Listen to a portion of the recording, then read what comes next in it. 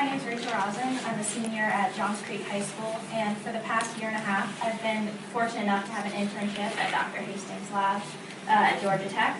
And we, along with Dr. Ed Walton at Woods Hole, have been working on a model for the peripheral auditory mechanics in the oyster toadfish, especially how the saccule and the swim bladder play a role. So this guy right here, this is our oyster toadfish, and he's not the most beautiful fish in the ocean, but I've grown to be pretty fond of him. Now, he likes to sit on the bottom with his big old mouth open wide and wait for prey to come by. So what I'm going to do is give you a little bit more background information on the species and then the motivation, objectives, methodology, results, and conclusions of the modeling project. So the toadfish is, with a maximum of 40 centimeters, can be found up and down the coast of the eastern United States. And as you could probably tell by his rather exotic appearance, he's going to be a benthic ambush hunter. And so he is going to sit on the bottom with that wide open mouth, and he's going to chomp down on mollusks, crustaceans, and small fish with his powerful jaws. Now usually I'd say something about how his bark is worse than his bite, seeing as this is an acoustical conference, but that's not exactly accurate, seeing as the toadfish does have an incredibly powerful set of jaws, strong enough to even break the bones in a human hand. But they do have a really strong bark. Now, typically, these guys will vocalize at about 100 hertz. The males have a breeding call known as a boat whistle, which is below 500 hertz. And they make these powerful sounds with what's thought to be the fastest muscle action of any vertebrate. They have these sonic muscles attached to the swim bladder, and they vibrate, and the gas bladder radiates out this sound.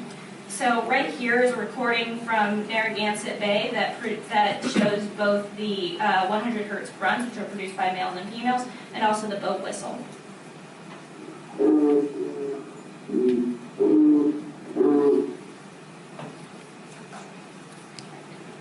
So this is a CT scan by Dr. Darlene Ketton in the computerized scanning and imaging facility at Woods Hole Oceanographic Institute. And this is a male toadfish, and right here you can see that really distinctive heart-shaped swim bladder they have. Now it's located just posterior to these two saccular otoliths, and you can tell they're very bright because they're made of calcium carbonate. These are the Saggidae in particular, and they're very close, only 12 millimeters away from that swim bladder. So this is the dorsal view, and these two blue arrows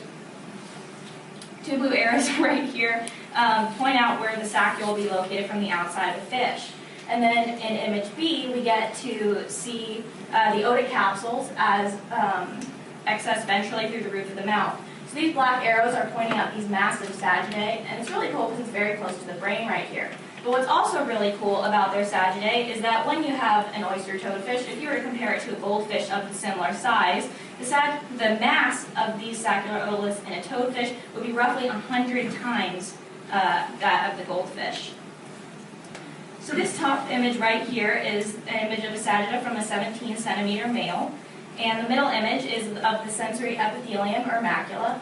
It's dorsal to rostral, and so when you compare that to the somatic of these hairs, of the hair cell orientation, they have a really vertical orientation which only gets messed up on the very ends.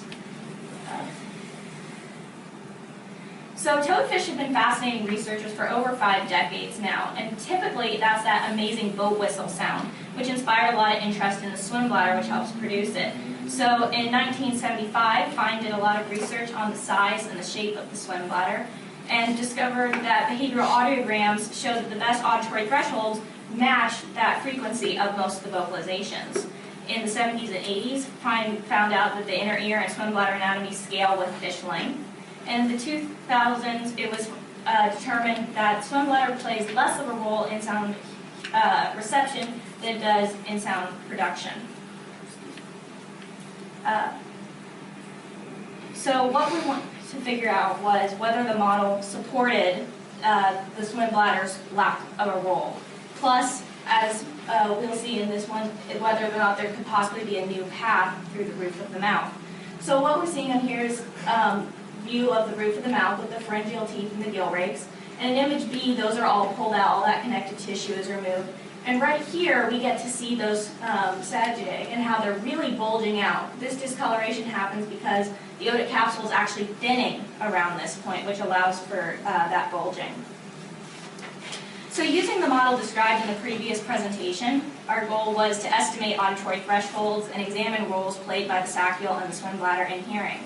We also wanted to test that theory of that new path of direct stimulation of the otic capsules through the oral pathway. So this one right here is a 100 micrometer thick optical section of the otic capsule through the middle of the saccular otolith. This is the saccular otolith right here, SO. And if you look at this one, this is a vertical slice through this. This image right here gives us a bit of orientation for how our fish is positioned. And circled points are reference sites. This is our dorsal reference site, the supraoccipital crest, and our ventral reference site, the parasphenoid. These arrows right here indicate the bones of the otic capsule, and you can see that thinning right here where this line almost seems to vanish as it touches where the roof of the mouth is. So based on the work of Michael Fine in the 1970s, we estimated anatomical dimensions for 7 other specimens by scaling them with the fish length. The computer model calculates relative displacement between the sagitta and the sensory epithelium in direction of maximum hair cell response. We're assuming that larger relative displacement equals a higher auditory sensitivity and thus lower thresholds. So these are the parameters for the 8 specimens. This first one came with all of the auditory anatomy as well as basic morphology, but these other 3 we just had the basic mass and length and used that with Fine's data to scale and find the auditory anatomy. So these individuals were studied by Drs. Fay and Edswalton at Woodsville. So the behavioral, which are these red squares right here, this data came from Fish and Alpha in 1972, and they discovered that the lowest threshold is about 37.5 hertz. So we used that to normalize the model results with the behavioral data by setting both thresholds to 0 decibels at that frequency. So right here, we discovered that, in fact, the modeling indicates the lowest threshold is between the behavioral threshold for 37.5 and 75 hertz. Which implies that the lowest hearing thresholds occur at the saccule's resonance. So this graph also includes the swim bladder's indirect response, and the indirect sound field from the swim bladder also excites the saccule at its resonance. However, additional motion is negligible.